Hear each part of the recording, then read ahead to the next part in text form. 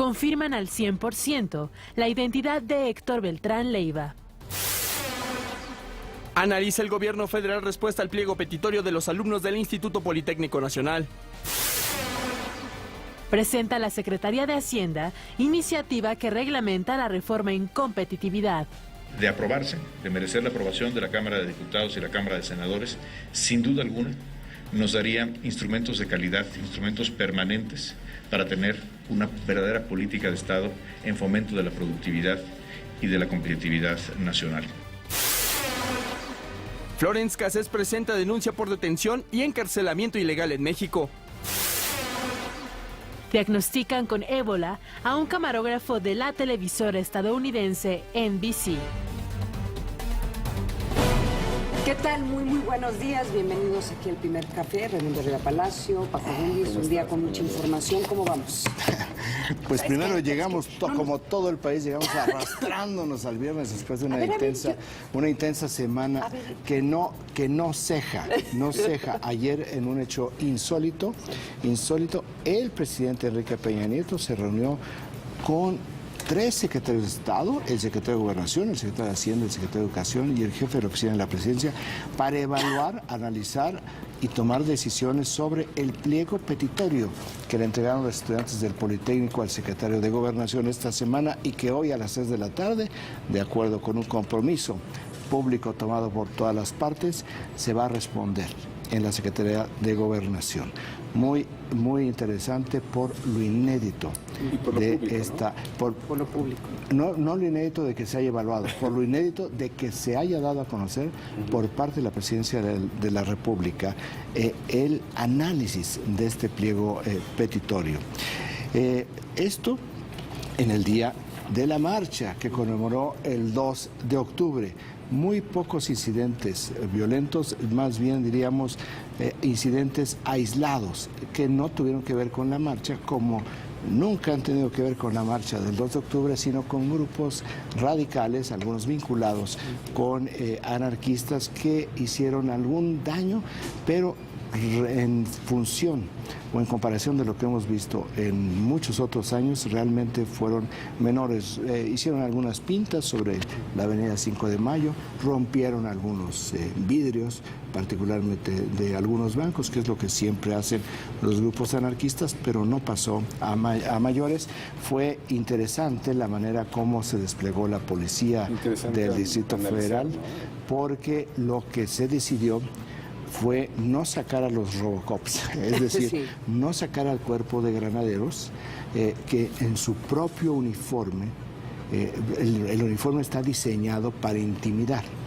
Bueno, pues el gobierno del Distrito Federal decidió no sacarlos, desplegó 3,000 policías en las calles de la Ciudad de México para vigilar, pero no hubo en ningún momento, perdón por la redundancia, momentos donde hubiera confrontación. Esto también tiene que ver con una, pues yo diría, muy buena negociación de la Secretaría de Gobierno del Distrito Federal con los organizadores de la marcha, el Comité 68. Solo así podemos entender un poco lo que sucedió ayer, que estuvo muy bien encapsulada la marcha, muy bien aislados estos grupos y tampoco hubo la efervescencia en estos grupos de otros años. En paralelo, lo que habla que el hecho de que no haya habido efervescencia no significa que no está sucediendo algo. Un grupo anarquistas reivindicó las bombas Molotov que puso en la víspera en Ciudad Universitaria, que afectaron a 3 vehículos y que se registraron 2 tiros que antes no se había dado en este tipo de incidentes.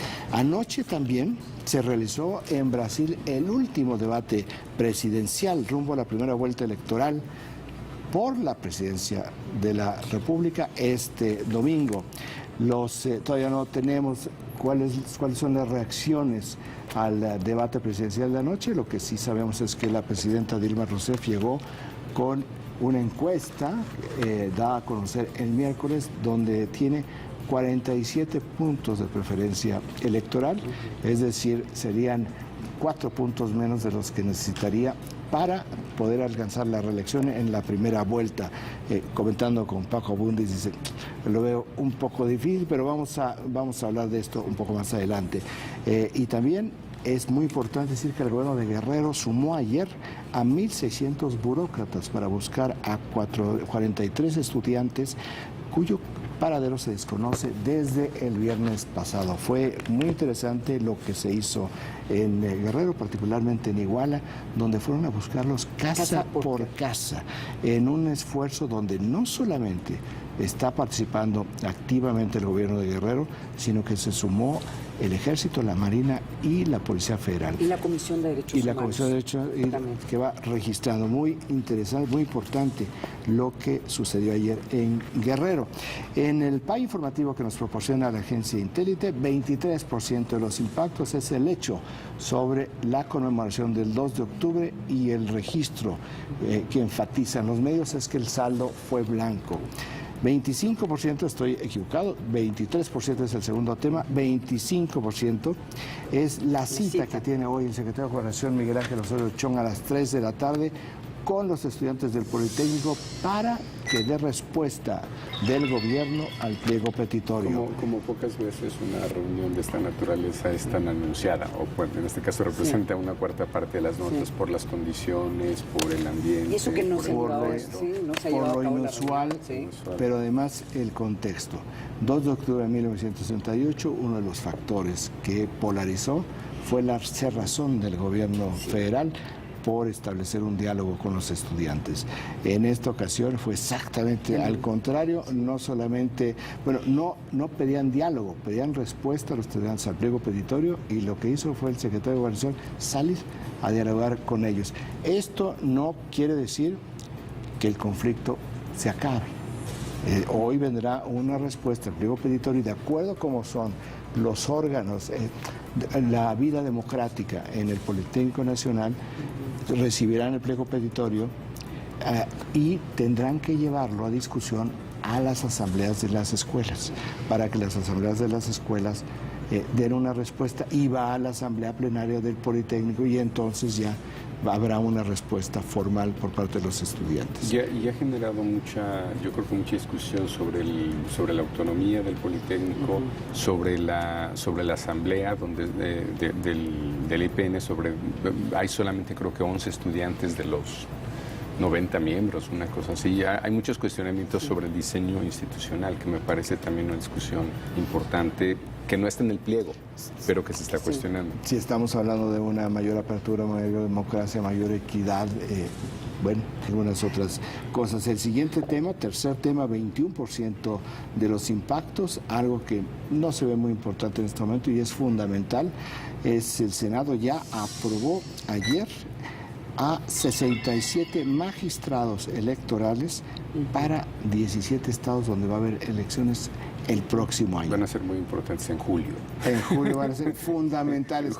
Cuando vengan los conflictos postelectorales, aquí es donde verán lo que sucedió. Y ya están surgiendo cuestionamientos desde el día de ayer, donde surgieron, en algunos magistrados en particular, donde sacan fotografías de los bienes, o sea, ya como que están empezando a crear una ruta para cuestionar las elecciones del 2015. Se llama rendición de cuentas. Sí. Aquí el único problema que tenemos es que este tipo de difusión tendría que ser antes, no después. Si es antes, entonces puede ayudar a corregir.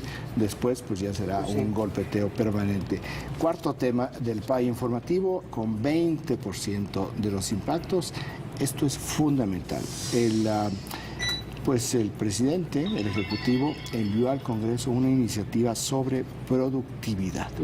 ¿Por qué es importante la productividad? Porque es motor de crecimiento y motor de desarrollo. En los últimos años, la productividad de México, bueno, la mala productividad de México ha llevado al país a que caiga 6 lugares en el índice global de competitividad. México se encuentra en el lugar 61 entre 144 naciones. Ahora, esta iniciativa busca beneficiar fundamentalmente a las pequeñas y medianas empresas, que son el 95% de las compañías en este país y que, sin embargo, su productividad es 70% menor a la de las grandes empresas. Entonces, está dirigido a pequeñas y medianas empresas, que son también las que dan el mayor número de empleos en este país, para moverlas. Y va a ser fascinante ver cómo esta ley se desarrolla. ¿Por qué? Porque mucho el problema de las pequeñas empresas mexicanas tiene que ver con leyes. O sea, leyes, es muy difícil pagar impuestos, es muy difícil formalizarte, hay legislación que hace muy difícil contratar gente, muy difícil despedir gente. Entonces, sí son mucho menos productiva. Entonces, si tiene que ver con el ámbito jurídico, o sea, las leyes, entonces lo que debería suceder es que se les reduce, se les da incentivos fiscales, se les da incentivos para contratar a la gente, y yo no sé si esa ley refleja eso. Y otra parte tiene que ver con corrupción. Y la otra parte tiene que ver con que corrupción, es mucho menos legislable. Ay, vienes tan diplomático esta mañana. 6% de los impactos, una decisión trascendental, desde mi punto de vista, pésimamente interpretada por los periódicos. Ayer la Suprema Corte de Justicia avaló las campañas de contraste en las elecciones. Denigración electoral. Bueno, los medios de comunicación están planteando que lo que hizo la Suprema Corte de Justicia fue que avalara la denigración electoral, y me parece que esta es una de las peores, y mira que compiten todos los días por esto, de las peores interpretaciones que le ha dado la prensa a una medida tan importante. Lo que hizo la Suprema Corte de Justicia es decir, si hay una serie de spots electorales donde están cuestionando tu ejercicio de gobierno, tu récord como político, eso no se puede prohibir. No, bueno, de hecho, lo más legítimo que puede haber en una campaña. Es lo que genera la información para el electorado. Las campañas de contraste lo que dan son información al electorado. En México, por alguna razón, le llaman campañas negras, guerra sucia. Son campañas negativas, son un instrumento. Porque se mezclan aquí ambas, las críticas personales con las críticas de récord como gobierno, como en el actuar público. Y la verdad es que si estas, al final, es la sociedad la que las clasifica. Otra cosa que por ley no se puede hacer fácilmente. Exactamente. Ahora, en todos los países hay tentaciones a utilizar métodos totalmente irregulares para afectar de otra manera a los contenidos electorales, pero son los contrapesos que establecen no nada más la sociedad, los propios medios. Aquí no, aquí los medios lo que venga lo toman como en un acto de fe. Hoy tenemos un buen ejemplo. Entonces el problema es que los medios no cumplen esta función, y al no cumplir esta función, como lo estamos viendo con la propia interpretación a este fallo, lo que contribuyen es al desorden y contribuyen realmente a la polarización. Ahora, pero tiene que ver mucho también con estrategias o con experimentos, te diría, de estrategas políticos que creen que si digo que el candidato es homosexual o es o tiene otro matrimonio, o cuando van sobre esos temas de vida privada, creen que tiene rentabilidad política. Por eso, pero esa tarea es de los medios. Si hay un estratega que piensa que esa es la vía y lo está empezando a generar, son los medios los encargados de desmantelarlo.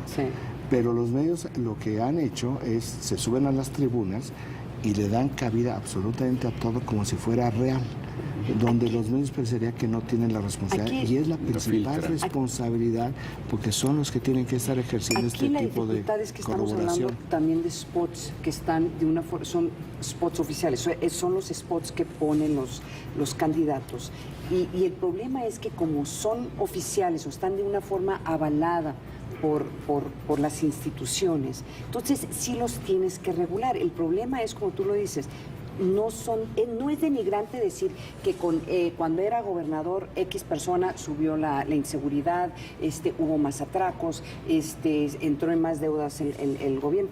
Eso no es denigrar, eso es dar datos. Y lo que están tratando de decir que eso es denigrar, que automáticamente no puedes meter ese tipo de datos duros. Es una tontería en la interpretación de la prensa hoy. Sí. Es una tontería. Y además afecta a la prensa. Lo que hizo la Suprema Corte, el argumento de la Suprema Corte es: esto es un asunto de libertad de expresión, sí, y es el derecho de los ciudadanos a estar informados. Nada más. Y a discriminar información. Exactamente.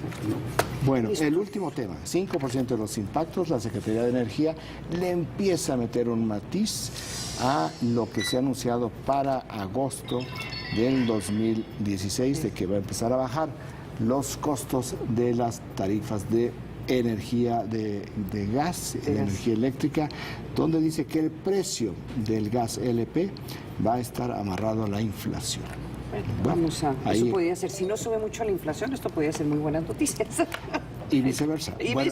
Este es el PAI informativo de la agencia Intelligence, que de cualquier manera está lleno de información bastante interesante.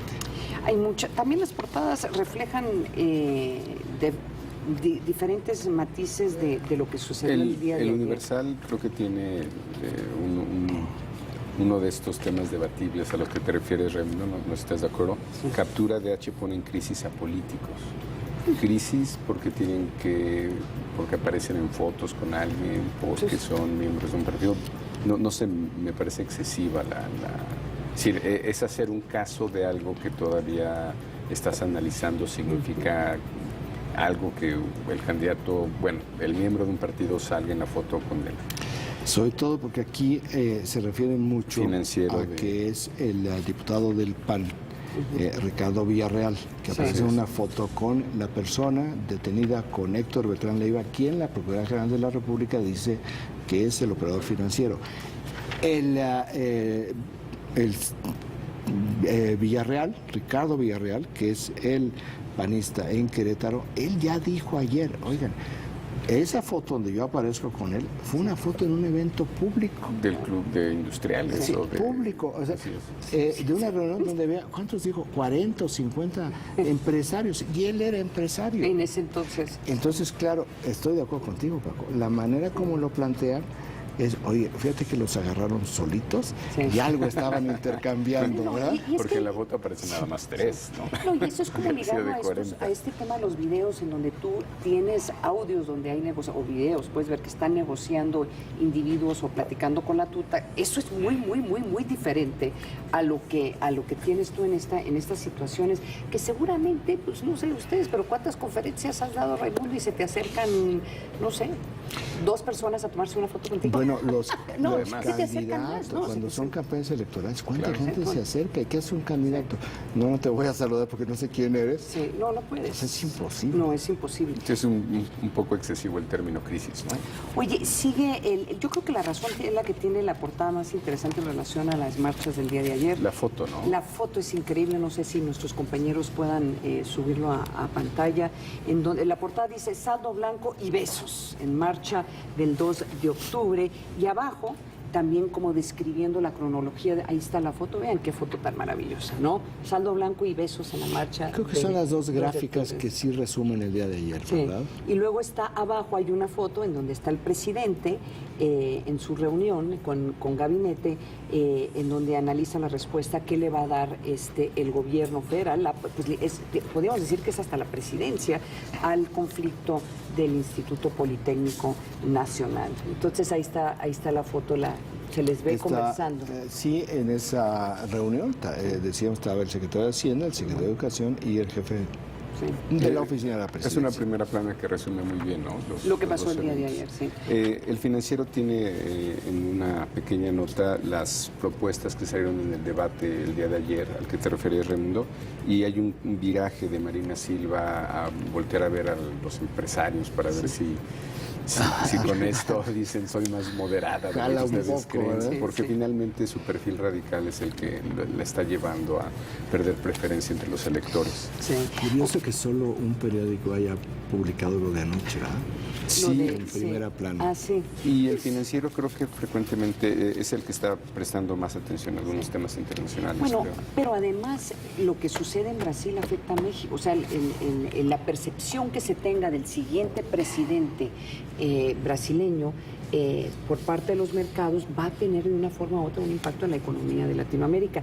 Las portadas, la mayoría de las portadas en Estados Unidos, ahorita nos vamos a hacer referencia por lo menos de los dos periódicos más importantes, de New York Times y Washington Post, los dos están hablando de dos cosas. Uno, la seguridad del presidente, a la luz de que renunció la encargada de la seguridad del presidente Barack Obama, del servicio secreto, y hay notas en ambos lados. O sea, hacen un perfil de la persona que va a estar encargada de esta institución temporalmente. Así de importante es este tema en Estados Unidos, pero ahí hay una portada de las dos bestias, que también es una fotografía increíble, o sea, y el número de estos individuos, ahí está, vean esa fotografía que bajo cualquier otro contexto sería nada.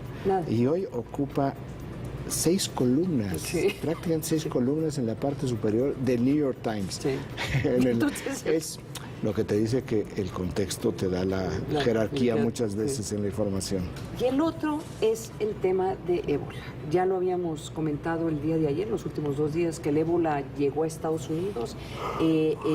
Dicen que este individuo que viajó de Liberia sin síntomas llega a Estados Unidos.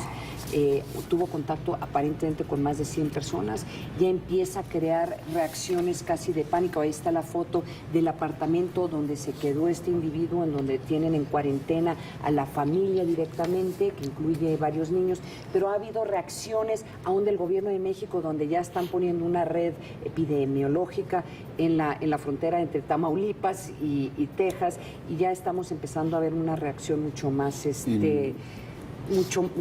con un poco más de contundencia, no quiero decir pánico, pero sí ya es un... ya acciones preventivas reales, sí, ¿no? Y muy emblemático el título, Face to Face with Ebola in Texas, cara a cara con el ébola, es decir, ya llegó.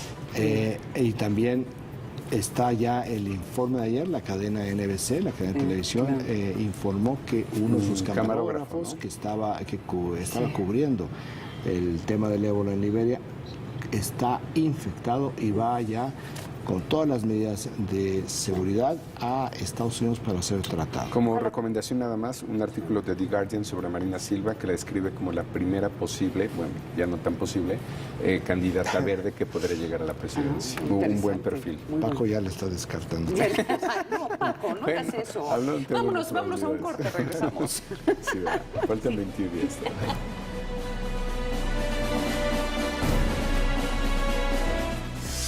Esta colonia en la delegación Azcapotzalco era zona de inundaciones y baches. Hoy muestra una nueva cara.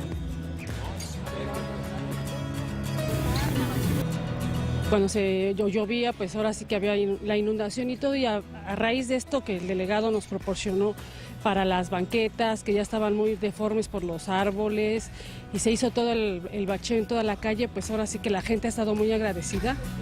Las obras de reencarpetado y reconstrucción de banquetas y guarniciones alcanzaron una inversión de 57 millones de pesos.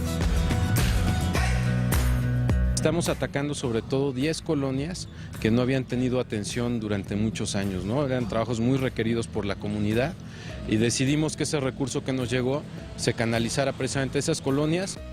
Se construyeron 28.147 metros cuadrados de banquetas nuevas y 14.500 metros de guarniciones. Ya tranquilamente ellos pueden caminar, los carros tampoco, incluso los carros tenían problemas con los bacheos, con las llantas, que se caían en algún hoyo. Además, se van a repavimentar más de 97.000 metros de carpeta asfáltica en toda la demarcación. Proyecto 40.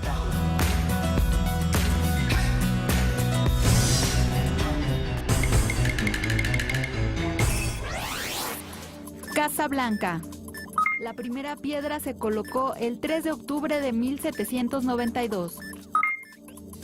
En su interior han vivido al menos 43 mandatarios estadounidenses.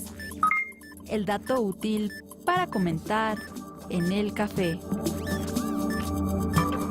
El zombie vive la muerte. Ahí comienza el terror. Especial Zombies. Alta definición, sábado 20 horas. ¿Viste que mi compadre ya no le va a hacer su fiesta de 15 a Pati? ¿Por qué? Pues con lo de su operación de la vesícula se le fueron todos los ahorros. Eso nos puede pasar a nosotros. ¿Y si nos volviéramos formales? ¿Y eso qué tiene que ver? Es que si te haces formal te dan el 50% de descuento en el seguro social para toda la familia. Pero hay que pagar impuestos, muñequita. Haz cuentas, nos conviene. Así estaríamos todos asegurados. Qué vivo me saliste. Suertudote. Gobierno de la República. El 9 de julio de 2014 es una fecha histórica para México. Ese día, Morena obtuvo su registro como partido político nacional. Morena, el partido que México necesita, nuestro partido. Morena significa seguridad, empleo, justicia y bienestar para todos. La honradez es nuestra bandera, no permitiremos la corrupción. Vente con nosotros a Morena. Morena es la esperanza de México. Morena, la esperanza de México. ¿Soy muy fea, hermano? El hombre que diga eso perdería su lengua. Mi prometido no me encamara. Qué tonto. Las pasiones de mi hermano son intensas en cuanto a la familia concierne. Perdimos la fe en todo el mundo, hasta en la mano que nos guía, nuestra familia. Los Borgia, tercera temporada, jueves 22:30 horas. Proyecto 40. El señor Robles quiere poner un negocio de comida y necesita un análisis de oportunidades. Pero, ¿qué pasaría si buscara esa información en cualquier parte? ¿En una ruleta de la fortuna? ¿O en una galleta de la suerte? Afortunadamente, el señor Robles buscó en el INEGI, donde todos podemos consultar la ubicación de las empresas y características del entorno, entre otros muchos datos. Información correcta en el lugar correcto. INEGI, conociendo México. En el Gobierno de la Ciudad de México hemos trabajado para llevar a cabo acciones que nos permitan proteger mejor a nuestras familias. Hoy, contamos con más de 2.600 nuevas patrullas que ya están vigilando mejor nuestras calles. Seguimos trabajando por nuestra querida Ciudad de México, la capital de todos los mexicanos. Gracias por continuar con nosotros aquí en El Primer Café. La Procuraduría General de la República confirmó la identidad de Héctor Beltrán Leiva, detenido en San Miguel Allende, esto es en el estado de Guanajuato. La dependencia, mire, dio a conocer que las pruebas periciales están basadas en un sistema antropométrico del rostro humano. Vamos a empezar a verlo. Esta es una medición del mismo el color de la piel, ojos, cabellos y señas particulares, así como el perfil genético. Con esto, lo que está tratando de hacer la PGR es confirmar de qué se trata del H. Estas son algunas de las imágenes que sustentan esta afirmación por parte de la PGR. Ahora vamos a ver. A ver, ahí está la primera. Van a poner algunas imágenes. Es que la fotografía de él, al mostrarlo, no tenía nada que ver. Es que no se parece nada con la fotografía que se conocía de él de hace varios años. Entonces, siempre viene este tipo de suspicacia. Bueno, ¿sabes por qué? Tanta suspicacia que una manchita de sangre en la cara de Mario Aburto, esta es la foto de archivo. Colosio, lo que generó fue que dijeran, ese no es Mario Aburto. Bueno, sí. Aquí dicen, ya no nos vuelve a pasar este tipo de sospecha. Y es una forma muy eficaz de comunicar, ¿no? Sí. Esta es la foto que se conocía de Héctor Beltrán Leiva. Ahora, veamos, esa es la primera foto. Veamos la segunda foto, la segunda lámina que envía la PGR, que lo hace público. Es este reporte, la identificación fisonómica. Ahora, esto es donde empiezan ya a identificar ciertos aspectos fundamentales que usan para la comparación, que tiene que ver con los ojos, parte de la frente, claro, las cejas, la nariz, o sea, se cuadricula la cara para entonces establecer altura de las cejas, sí. La proporción de los ojos, los pómulos. Los conceptos, ¿no?, son interesantes. 1, altura de la región frontal. 2, altura de la región nasal. 3, altura de la región mentoniana. 4, espacio nasolabial. 5, anchura, qué bueno que no somos especialistas en este tema. Anchura de la frente. 6, tamaño de los ojos. 7, espacio entre los ojos. En fin, es como bastante claro el concepto. ¿Y por qué razón? Porque nosotros podemos pensar de una manera absolutamente libre, libertina, que se hizo una cirugía plástica. Claro. Pero hay cosas que no se pueden cambiar, que es la estructura interna. Sí, o sea, no puedes, la distancia que hay entre ojo y ojo no cambia. No te lo achica. No te lo pueden hacer más chiquito. La distancia de las fosas nasales, por ejemplo, no lo puedes hacer más chico. Entonces, este es el primer diagrama. Ahora, veamos la foto de Beltrán Leiva cuando lo arrestaron. Veamos esa foto, que es muy diferente, ¿eh? Es muy diferente de lo que... Ahí está. Sí. O sea, sí se ve. A ojo de buen cubero no se parece. A ojo de buen cubero no es. Sin embargo, vamos a ver cómo lo establece esta investigación, este proceso, con un método y un proceso científico, donde establece ya la cuadrícula de la cara de Héctor Beltrán Leiva con esta nueva, digamos, fisonomía, con esta nueva imagen pública. Mira, ahí está la misma medición que hicieron con la fotografía que tenían en el archivo, lo hacen con la fotografía que tienen en este momento de la persona que tuvieron, que dicen que es Héctor Beltrán Leiva. Y entonces la distancia entre los ojos tendría que coincidir, la distancia de la nariz, de las fosas nasales, del mentón, tendrían que ser exactamente lo mismo. Entonces, esa es la segunda foto que entrega en este paquete. Por dar algunos datos de ambas fotos, la anchura de la boca es 30.37, anchura de la nariz .30 en ambas fotos, espacio entre los ojos .22, son los mismos números. No hay manera, ¿verdad?, que te abran el espacio entre los ojos. Ahora, la siguiente foto ya pone las dos fotografías entre la que se tiene el archivo y la fotografía de Beltrán Leiva, o la persona que ellos dicen que es Héctor Beltrán Leiva, cuando lo arrestan. Ahí está. Aquí ya es... Sí, comparativo de puntos fenotípicos de las fotografías. Y ya le empiezas a ver más parecido, o sea, ven, aún cuando tiene menos pelo, pero se le ve la frente. Estamos ya sugestionados. No, claro, pero de eso se trata, o sea... de lo que se trata es de la medición científica, ¿no? ¿Sabes qué? Y esto yo estoy casi segura que lo presenta la PGR, porque hubo muchísimos cuestionamientos cuando se detuvo al Chapo Guzmán. Y sí, hasta salió un documental ya cuestionando que la persona que tuvieron no es Chapo Guzmán. Entonces, el último es lo que le llaman corte longitudinal de hemisferios faciales. Es una última fotografía que hace pública la PGR, como para ya... Pues ya le empiezas a ver más. Aquí dices, más pues, ¿qué crees? Sí. Pues sí. Mira, sí. ¿Qué se parece? No, el ojo no está 3 centímetros más arriba de donde debería, es correcto. Entonces sí tiene, ya le ves más el parecido. Ahora, esta es la parte gráfica. La penúltima hoja, que no la vamos a tener en pantalla, creo, pero es el resultado de los análisis genéticos de marcadores genéticos. La genética forense, que le llaman. Así es, y son 2, 4, 6, 8, 10, 11 marcadores genéticos, en los cuales prácticamente son idénticos. Ahora, yo me imagino que los abogados de la defensa van a cuestionar por qué hicieron pública esta información. Esto es parte de una investigación. Siempre hay un debate de qué tanto puede publicar la PGR cuando tienes tú este tipo de procesos y este tipo de investigaciones. No es la primera vez que lo hace PGR. No.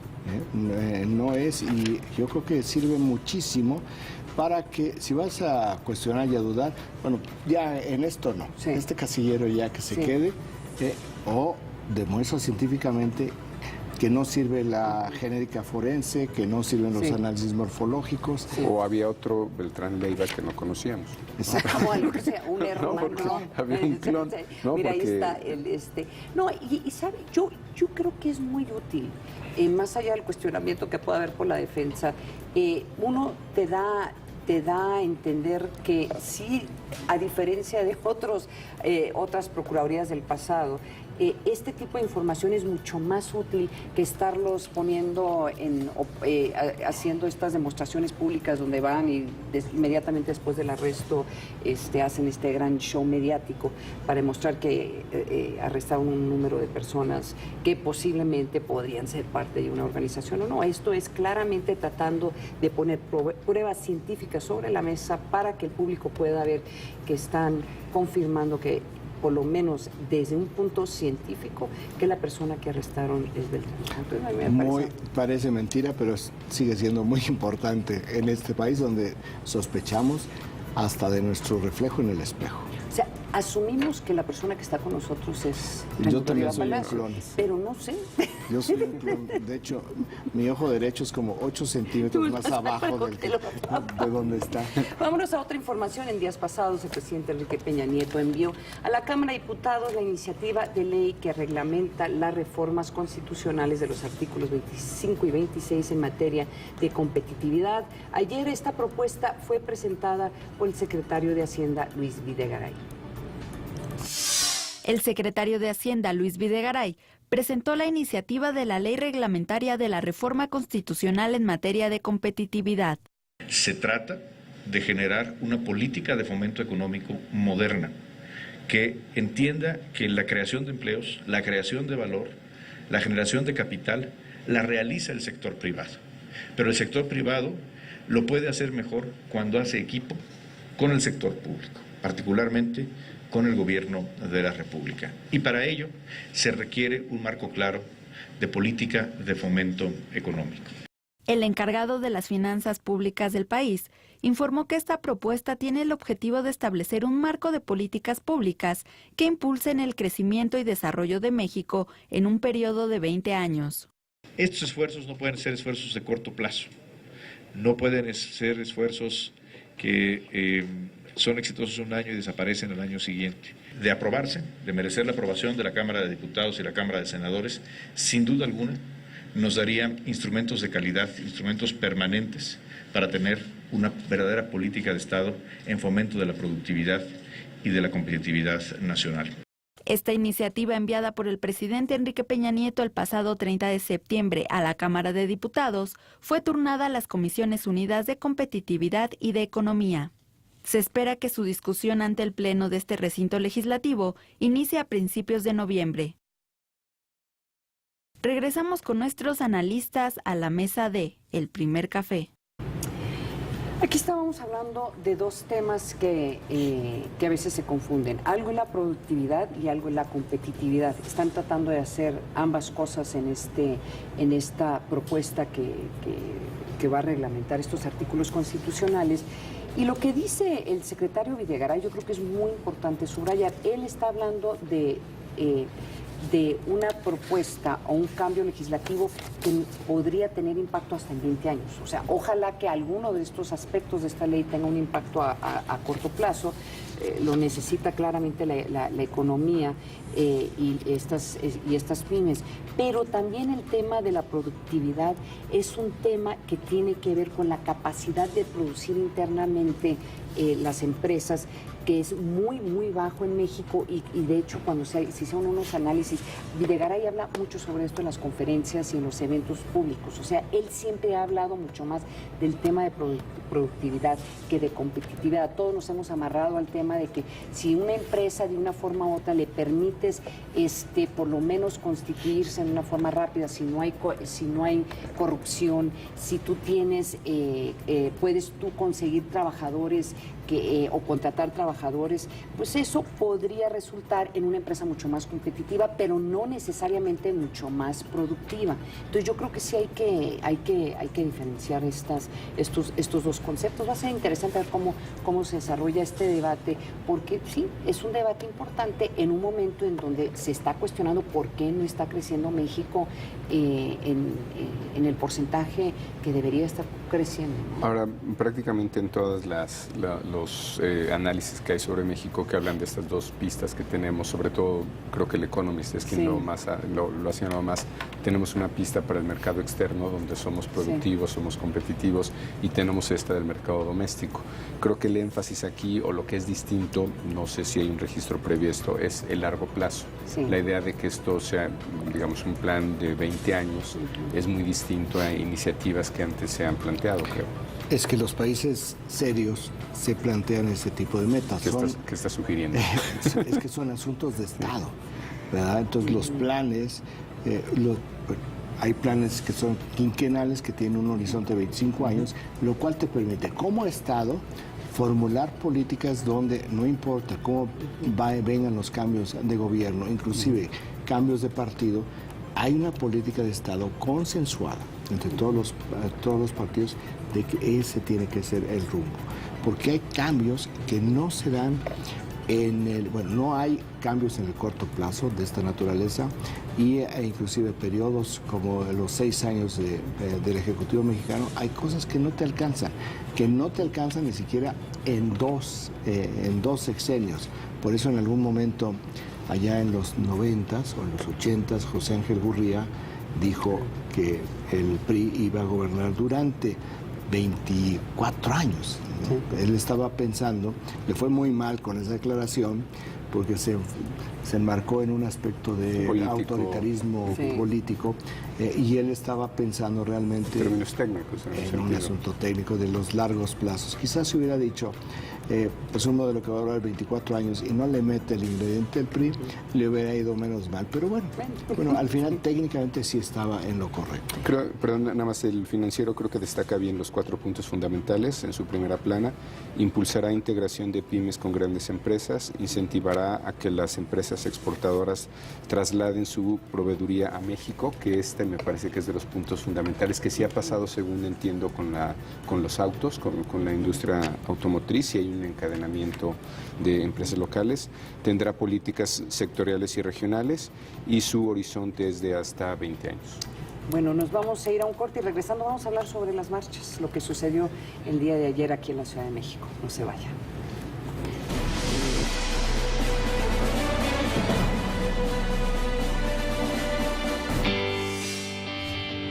Cuando eres formal, puedes disfrutar de grandes beneficios para tu familia, como crédito al consumo, vivienda, seguridad social y apoyos para tu negocio.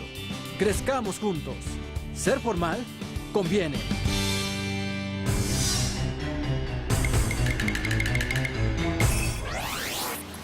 Casa Blanca. Tiene 6 niveles, 132 habitaciones y 35 baños. El dato útil para comentar en el café. Este sábado, las almas se agitarán cuando se hable de Convención de Aguascalientes. El refugio de los conspiradores. 22 horas. El primer paso es ir a tu clínica. Bájale a las grasas, al azúcar y a la sal. Haz ejercicio y toma mucha agua. Chécate, mídete, muévete. Recuerda, más vale prevenir. ¿Cómo se describe una historia de modernidad en un lugar con tanta tradición? Ven a Puebla y descubre cómo ha cambiado. Rescatamos la belleza del centro histórico con sus fachadas e iluminación. Construimos el paseo del río Atoyac y lo conectamos con un parque lineal de 8 kilómetros totalmente vanguardista. Llega por autopista. Los nuevos puentes y rehabilitadas avenidas te facilitan el viaje. Ven a vivir la historia moderna de Puebla. Gobierno de Puebla. Acciones que transforman.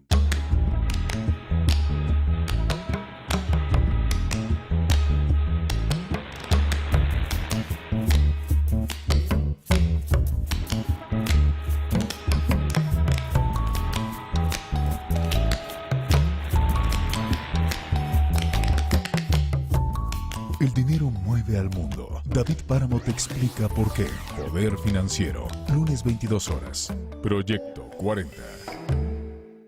El gobierno de la República le cumple a los mexiquenses. A mí me cumplieron. Hoy, gracias al trabajo del gobierno de la República, junto con el gobierno del Estado, más de 500,000 de jefas de familia ya cuentan con un seguro de vida. 542,000 adultos mayores cuentan con una pensión alimenticia. Y estamos instalando más de 2,000 comedores comunitarios para atender a 300,000 mexiquenses. En el Estado de México, cumplimos. Estamos moviendo a México. En el Estado de México, nos están cumpliendo. Mover a México. Gobierno de la República.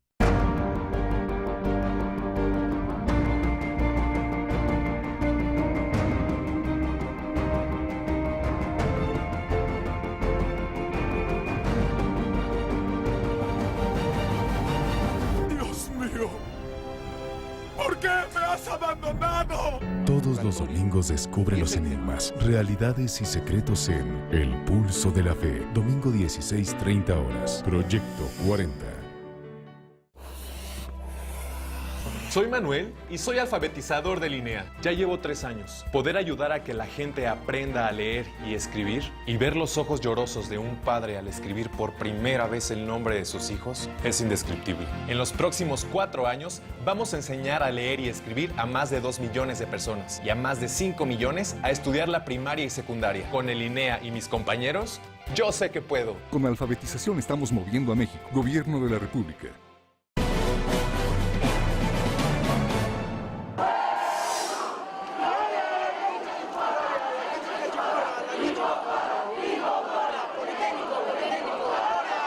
Alumnos del Instituto Politécnico Nacional se sumaron a la marcha del 46 aniversario del 2 de octubre. Los estudiantes salieron del casco de Santo Tomás rumbo a Tlatelolco. Los jóvenes caminaron en grupos. Para evitar que infiltrados se sumaran a la manifestación, uno a uno sostenían una soga en la mano. Pese a esto, a su camino integrantes del denominado grupo anarquistas pintaron algunos edificios y rompieron vidrios de una institución bancaria. Sin que se registraran incidentes mayores, el contingente integrado por el Comité de 1968, los alumnos del Politécnico, la UNAM y la UAM llegaron al Zócalo capitalino. Cerca de 25,000 personas recordaron los hechos ocurridos hace más de 4 décadas en Tlatelolco. En este lugar, el Comité del 68 expresó su solidaridad a los estudiantes del Politécnico, quienes mantienen un paro de labores en contra del reglamento interno y el plan de estudios de esta institución. En respuesta a estas demandas, ayer el presidente Enrique Peña Nieto sostuvo una reunión con el secretario de Gobernación, Miguel Ángel Osorio Chong, y los secretarios de Hacienda, Luis Videgaray, de Educación, Emilio Ochoa Ifet, así como con el jefe de la oficina de la presidencia, Aurelio Nuño. La presidencia de la República informó que este encuentro privado tuvo como objetivo analizar el pliego petitorio que los alumnos del Politécnico entregaron el pasado martes al titular de la SEGOV. Hoy estudiantes del IPN marcharán por tercera ocasión del casco de Santo Tomás a las oficinas de Bucareli. Ahí serán recibidos por el secretario de Gobernación para recibir respuesta a sus demandas. Regresamos con nuestros analistas a la mesa de El Primer Café. Ya habíamos comentado que la mayoría de los medios lo están reflejando que fue una marcha de Saldo Blanco. Sí, yo quiero regresarme un segundo al mitin en sí mismo, porque hubo un discurso que me llamó la atención. Hacía un buen tiempo no un discurso que pidiera cosas tan puntuales, y lo que pidieron fue que se reabra el caso contra Luis Echevarría. Hay 57, 52 demandas. Sí, contra Luis Echevarría, al que, y por eso lo quiero resaltar, al que están diciendo fue responsable de ordenar que se disparara, que el ejército disparara contra los estudiantes.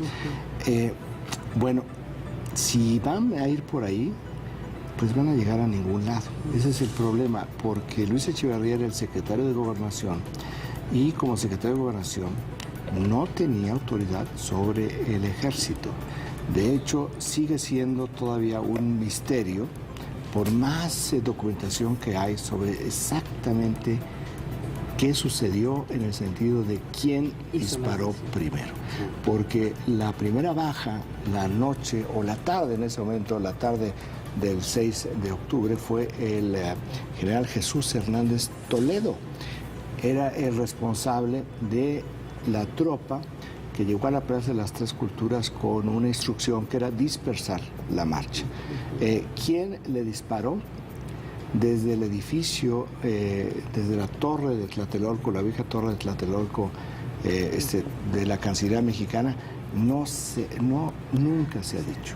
O sea, hay una parte que es cómo empezó la balacera, en la cual no se sabe qué es lo que sucedió, porque la tropa, algunos han hablado sobre esto, la tropa misma, hay inclusive imágenes donde los soldados están ayudando a la gente a salirse de la plaza, y hay una de las grandes fotografías de ese momento donde están los soldados agazapados, apuntando con sus rifles hacia lo alto, en dirección del viejo edificio de la Cancillería mexicana. Hubo dos cuerpos militares que actuaron. Uno fue la tropa del ejército, que era lo que mencionaba, sus instrucciones eran desalojar la plaza, y el otro fue un cuerpo especial del Estado Mayor Presidencial que se conoció como la Brigada Olimpia, que se identificaba por un guante blanco cuyo objetivo era detener a los miembros del Consejo Nacional de Huelga que estaban en el piso 3 del edificio Chihuahua, el edificio que se cayó en el terremoto 85, el piso 3 que daba a la Plaza de las Tres Culturas, que tenía un espacio donde no había departamentos en los cuales se podía y lo utilizaban como si fuera un templete. Entonces el Batallón Olimpia tenía esa misión. ¿Qué sucedió? ¿Quién disparó? Esa es parte de la historia que no conocemos. Estará documentado en todos los expedientes del gobierno de la época. No lo sabemos porque nadie ha logrado saber quién fue la persona, a qué intereses respondía o si pertenecía a una institución que hizo ese disparo. No hay realmente muy pocas dudas de que haya pertenecido a un área importante del gobierno, porque no hubiera podido entrar a la Cancillería si no hubiera tenido otro tipo de autorización especial. Pero ese es un poco para decir, todo este ruido que hemos vivido durante tanto tiempo, para mí el punto central de quién hizo el primer disparo contra el general Hernández Toledo, que es donde empezó todo lo que pasó y todo lo que se dio con lo que ahora se conoce como la matanza de Tlatelolco, tiene la responsabilidad. ¿Y dirías que por ello es más complicado cualquier demanda o cualquier porque creo que nunca se ha hecho el énfasis en saber quién le disparó al general Hernández Toledo, porque de ahí puede ser la hebra para saber cómo se generó todo esto o qué tipo de intereses políticos dentro del gobierno se movieron para que eso sucediera. Mira, ¿sabes? Cuando hubo este debate de estos procesos, o sea, ¿te acuerdas que Vicente Fox se habló de un momento de crear una comisión de la verdad? Sí, con el sí. Pero que es muy diferente, o sea, las comisiones de la verdad en otras partes del mundo tienen un énfasis mucho más en tratar de establecer la verdad histórica, porque muchas veces no vas a poder tener las pruebas contundentes para poder enjuiciar y condenar a ciertos individuos, pero sí puedes obtener información por otros mecanismos para crear un acervo que te puede llegar a concluir, por lo menos en términos históricos, qué fue lo que pasó, y además verlo desde una óptica de las víctimas y de los victimarios, que en muchas ocasiones en estas comisiones de las verdades se reducen a ser a veces son víctimas y víctimas o victimarios y victimarios. O sea, la verdad histórica es mucho más allá de los individuos que fueron directamente afectados por X tipo de evento. Entonces, a lo mejor, eventualmente, a la luz de que muchas de las personas que estuvieron involucrados en estos eventos, no estoy hablando del presidente Luis Echeverría, sino gente que estaba en la tropa, gente que estaba presente, testigos, ya tienen cierta edad. Yo creo que valdría la pena retomar esta idea, crear una comisión de la verdad, entonces verlo en un contexto histórico, en donde agarras todo el acervo de toda esta información, lo pones sobre la mesa y ya que se vea una conclusión más histórica, sin los matices de quién es culpable y quién no es culpable. Llevamos 46 años, una comisión de la verdad a casi medio siglo, ya es absolutamente... Pero es que mucha gente está viva todavía, Raimundo, ¿qué es la diferencia? Sí, nada más que también las comisiones de la verdad no son iguales. No fue lo mismo la Comisión de la Verdad en Argentina que la Comisión de la Verdad en Sudáfrica. Parte del problema que tuvo el gobierno de Vicente Fox es que nunca llegaron a cuál podría ser el modelo. Claro.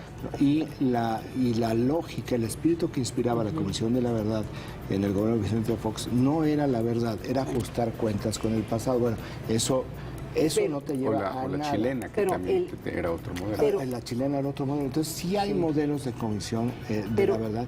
Aquí, yo digo, bueno, es la documentación. Para mí es muy frustrante que 46 años después no sepamos quién disparó al general Hernández Toledo. Y no porque es que es un militar y no son no es la gente, las decenas de muertos civiles, estudiantes. No, ahí es donde empieza toda la confusión y ese es un acto de provocación. Sí. ¿No? Al disparar al general Hernández Toledo, cuando va entrando a la Plaza de las Tres Culturas, es un acto de provocación. Y quien lo ordenó sabía perfectamente qué es lo que iba a provocar. No de qué tamaño lo iba a provocar, no cuántos muertos iba a haber, pero indiscutiblemente, porque si tú le disparas al comandante de la tropa que está entrando a dispersar, pues inmediatamente empieza otro, se cambia por completo la dinámica, y hemos escuchado durante mucho tiempo los testimonios de quienes estuvieron ahí, de todo lo que hubo en esos momentos. Era absolutamente confuso, corriendo, disparos ¿desde dónde? Disparos no desde el edificio Chihuahua donde estaban los estudiantes, desde la Cancillería. Fue un cruce de disparos entre la Plaza de las Tres Culturas, el Ejército, y quienes estaban en el edificio de la Cancillería. Fue un asunto entre militares. Yo lo que sugiero es que es muy diferente que busques el testimonio de esta gente con la amenaza de que si dicen lo que pasó, podrían involucrarlos posiblemente en un proceso penal. Una comisión de la verdad en donde tú podrías decir... ¿Les garantías? Pues les das ciertas garantías de que ya no hay un proceso penal en tu contra. O sea, es sacar la información en donde tú buscas la gente que sabe, porque seguramente están vivos. O sea, las personas que saben sobre eso todavía están vivos. Hay gente, o si no, los hijos de estas personas. Sí, ¿y quién es el que disparó? ¿Y quién es el que disparó? Está vivo, pues quién sabe. Pero lo que sí sabemos es que no sabemos ni su nombre, no sabemos qué fue. Ahora, aún en esos modelos, la semana pasada la presidenta de Chile acaba de ir contra la amnistía que había dado a los militares. Es decir, también son amnistías temporales. Pero esto es 40 años, 45 años más tarde, que eso es lo interesante. Bueno, vámonos a la otra nota internacional que hizo, pues que se está reflejando en algunos medios, no en los medios mexicanos, con excepción del Financiero, tiene que ver con Brasil, las incógnitas que envuelven a la elección presidencial en Brasil. Ya empezó su cuenta regresiva. Veamos.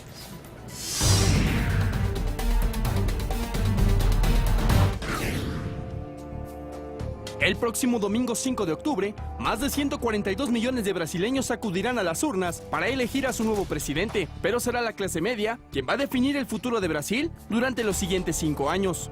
La clase media, la cual representa a más de la mitad de la población, resultó ser la más beneficiada durante los gobiernos de Luis Inácio Lula da Silva y de Dilma Rousseff, ya que ambos impulsaron la economía de los últimos 12 años. Según datos oficiales, durante las dos administraciones cerca de 40 millones de personas salieron de la pobreza, gracias a los programas sociales que crearon una clase social de consumidores que han tenido acceso a la universidad, a la tecnología, a una cuenta de banco y a una casa.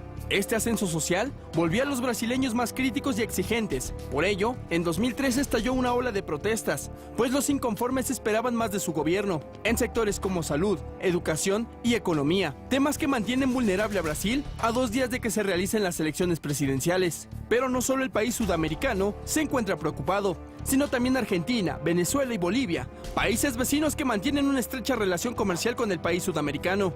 Sobre todo, porque en la última semana la economía en Brasil cayó 3.96%. Incluso, el real brasileño se desplomó 4%. Esto luego de que el diario brasileño, Folha de Sao Paulo, publicara un sondeo en donde le daba la victoria a la presidenta Dilma Rousseff. La encuesta revela que Rousseff obtendría el 40% de los votos, mientras que su principal contrincante, Marina Silva, recibiría el 27% de los sufragios. Según especialistas, la caída se debió a que los mercados bursátiles no comparten la posición del intervencionismo declarado de la actual mandataria, puesto que consideran que ha implementado políticas perjudiciales contra los accionistas minoritarios en empresas estatales. Regresamos con nuestros analistas a la mesa de El Primer Café. A ver, Abundis, ¿qué va a pasar? Paco, tú dices que pese a que está a 4 puntos Dilma Rousseff de alcanzar la mayoría necesaria para que se resuelva la primera vuelta, tú dices que no. Es difícil porque la sumatoria entre el tercer candidato Neves y lo que tiene todavía Silva están en el límite. Tendría que haber una recuperación literalmente en estos 2 días para que diera los 50. Es la última elección con 50 puntos, es decir, que se terminó la primera vuelta fue hace 8 años. Y más allá de lo que haya del impacto del debate presidencial, a 48 horas realmente... Se ve difícil, sí es un escenario probable, tendría que haber una debacle, pero no hubo una debacle. Está complicado.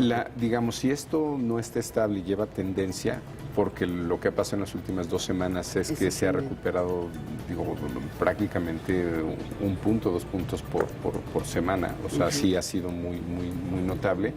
Podría ser el caso. Lo veo difícil.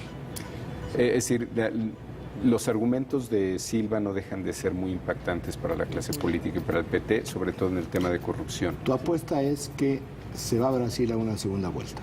Si hago una segunda vuelta, si no es el caso, el lunes me la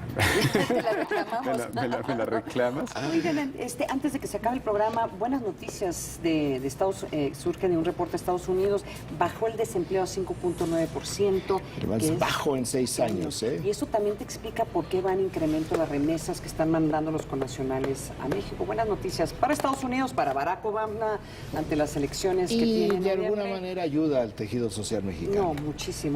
Se nos acabó el tiempo. Tengan muy buen fin de semana, Raimundo. Pórtate bonito este fin de semana. Yo siempre aporto estupendamente. Paco, gracias y gracias a usted por acompañarnos. Nos vemos el lunes a las 7 de la mañana de nuevo aquí en El Primer Café.